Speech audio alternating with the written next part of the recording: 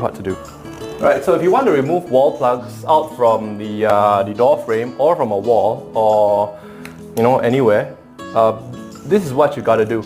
You grab yourself a screw and you put it in about halfway, not all the way in, but about 1 cm, and you pull out your, I'm using some channel wrenches to give myself a bit more leverage. And you put it up there and you pull. So you can see, it doesn't take a lot of effort at all for the wall plug to come out. It's very, it's very soft.